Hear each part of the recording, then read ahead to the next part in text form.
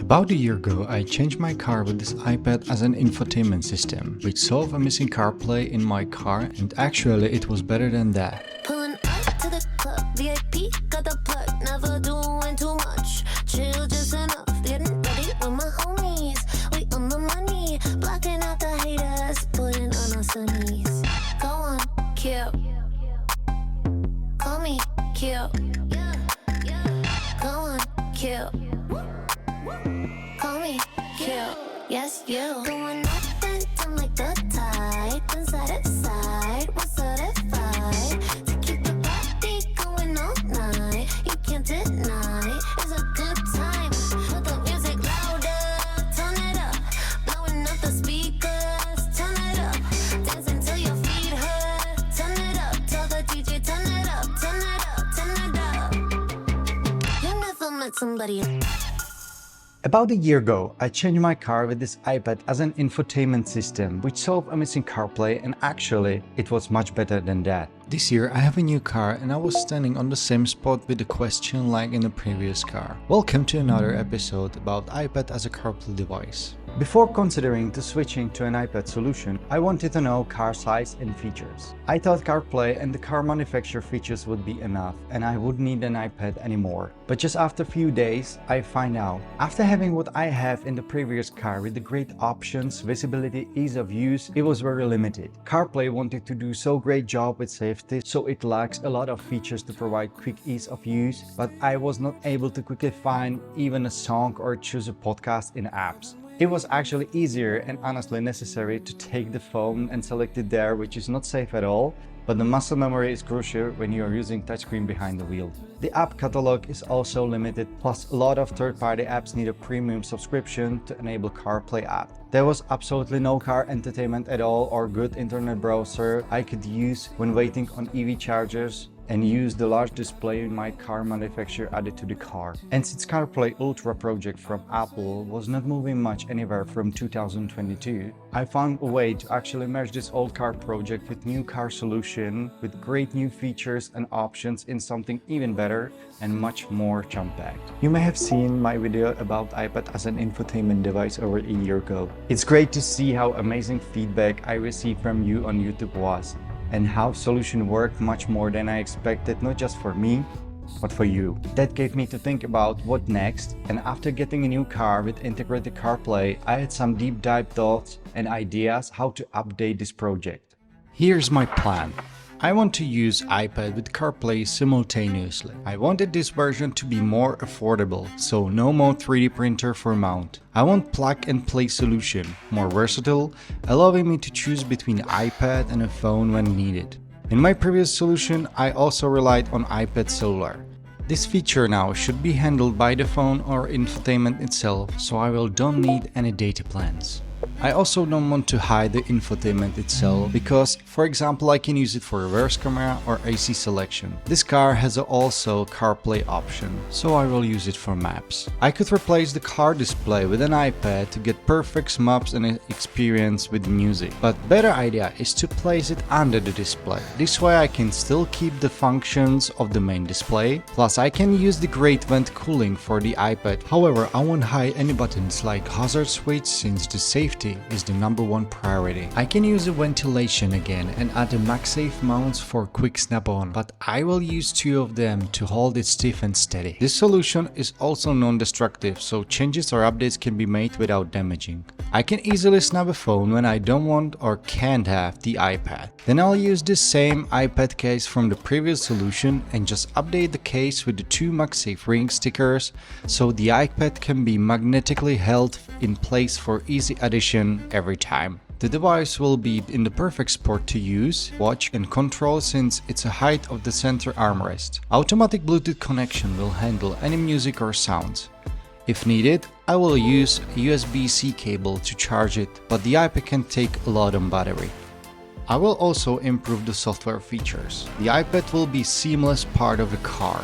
When the car is started, Bluetooth will automatically connect to the car, change the text size, wallpaper, and increase contrast without any touch. The car dashboard will feature widgets and apps for easy access. I can have a music or podcast app and the other apps ready in the split view. Or I can use single app view only, such as a music app with the next songs. When I leave the car for a while, I want the iPad to lock and dim the display, and I'll also trigger the automation when the Bluetooth disconnects. All this will result I can comfortably use whole car features like AC and rear camera with a great iPad solution. Now, I need to find a magnetic folio case for a fair price and 2 MagSafe stickers that will fit the mount. Amazon was a great choice with plenty of options. It was really important to choose a folio case without an Apple Pencil holder, which I don't need. You can find those links in the description. When the products arrived, I will cut the front part of the case because I don't need it.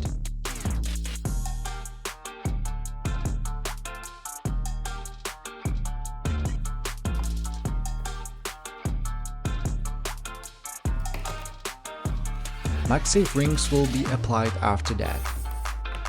Cutting the top part is easy because you only cut straight and nobody will notice a difference.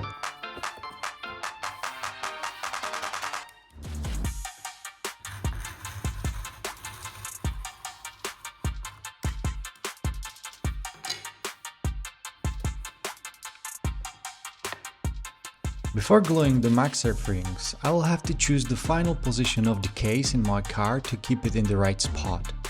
The stickers hold perfectly on the surface, and I don't glue them more than just once because the ring could deform and magnets can fall out.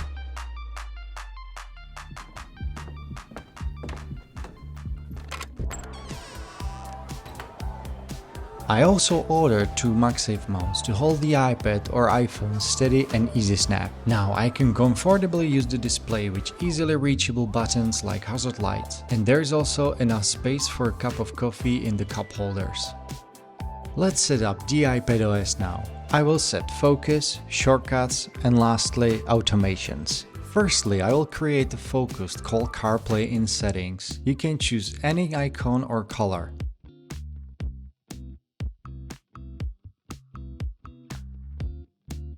Then I need a car dashboard space for easy access. Just drop any widget and move it to the left to create new space. Then add any other widget I could use in the car. If you need more space, a great option is Smart Stack, which you can scroll different widgets through.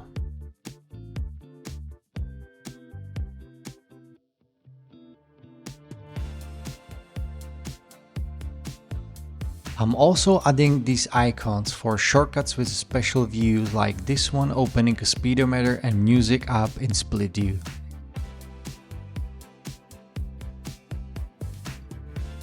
Now I just need to hide this space for normal use and keep it only for CarPlay focus. To do this, I need to open settings and change the spaces for the focus of the CarPlay. Now it will be only visible when the CarPlay focus is enabled. Next, shortcuts. I need 2 shortcuts to change the iPad settings for the car and the second to change it back when I arrive. I created a universal shortcut for a bigger font size, increased contrast, split view for most using apps, and wallpaper change to the plain black. I made these shortcuts available in the description so you can just download them directly without any setup and just select your wallpaper and album to take the wallpaper from. When done, a quick test shows it works as expected. Now, the shortcut should automatically turn on when connected to the car Bluetooth, so it will be all seamless. As before, I have to create automation for being connected to the Bluetooth and when I leave the car. Just select the shortcut to run when Bluetooth connected. Then the same thing for disconnected. You will just choose the CarPlay off shortcut. I'm also adding the same automation for the CarPlay focus turn on and off to have option to switch it manually. As you can see, it works perfectly. Plus the second shortcut will set everything back and then lock the device so the display will dim in seconds and I can just leave the car. After using this solution for a few months, nothing can measure with so many options what you can do and use it for. I have perfect information about the weather. The iPad can read a book for me. I can quickly select a song or podcast, and when charging, I'm playing computer games, surfing the web, or watching TV shows without any limits on this amazing display. If you want to try this solution, be my guest. Mine, this is the same as with the phone, and you should not use it when driving and command only with Siri or voice controls. I am not responsible for any legal issues or damages. A few days before finishing this video, I was contacted by one company which offers a smart connector, charging and car mount. Link is in the description. Thank you for joining me on this episode. If you haven't seen the previous video which all started this CarPlay journey, you can find it here. I have also created this one if you consume just a little too much of content on your phone. Check it out.